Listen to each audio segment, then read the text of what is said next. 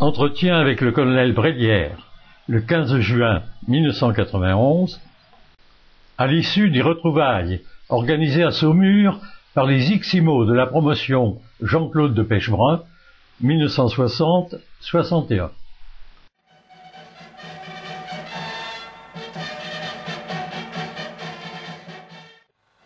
Nous avons été ensemble pendant 3 ans.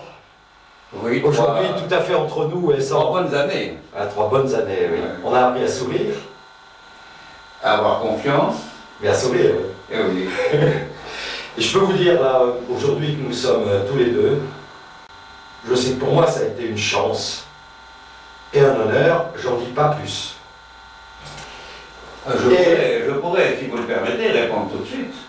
C'est moi qui ai eu beaucoup de bonheur de rencontrer des officiers d'une grande valeur, non seulement intellectuellement, mais moralement. Et pour un chef qui a la responsabilité, comme nous avait à Saumur, d'une division d'instruction, c'était une aide vraiment précieuse et qui permettait de réussir des missions, comme je l'ai dit souvent, qui n'étaient pas toujours faciles avec des élèves qui venaient de différentes écoles et qui avaient des caractères très différents. Si la mission était, du fait de la qualité de nos interlocuteurs, passionnante, elle était, vous l'avez dit, difficile, mais parce qu'elle était difficile, pour la réussir, il fallait qu'au sommet, il y ait une inspiration.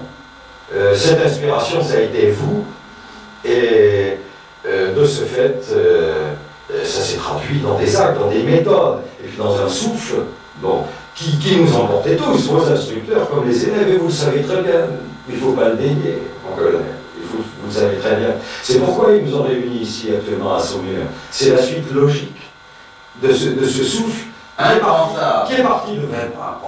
Qui est parti de vous. Que des jeunes garçons de cette valeur aient gardé cette fidélité à l'école de cavalerie. Et à leurs instructeurs et à chef de division. Mais comme nous sommes chrétiens pécheurs, on croit en Dieu. Dieu pour nous et pour moi compte beaucoup. Et je pense que si nous avons réussi à faire quelque chose, c'est grâce à Dieu. Sans Dieu, on ne peut rien faire. C'est bien la volonté de Dieu. Tout est grâce. Tout est grâce. Et c'était vous, par tout ce que vous êtes, et en particulier par tout votre passé, qui était déjà chargé d'actes, de faits, si j'osais, je dirais de gloire, mais ça ne va pas vous plaire. Mais c'est vrai, au demeurant. Alors, c'est de ce passé que je voudrais que nous commencions, que nous parlions. Et en commençant par la pacification. La pacification. Vous êtes donc vécu. D'abord, pourquoi j'ai choisi le Maroc?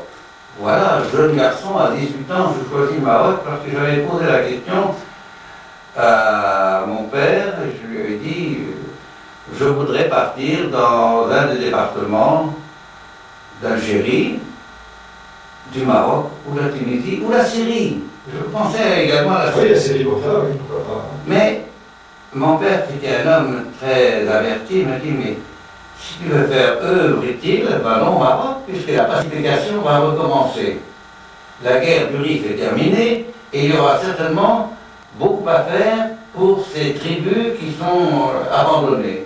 Il faudra quand même qu'ils sachent que la civilisation peut leur apporter du bien-être.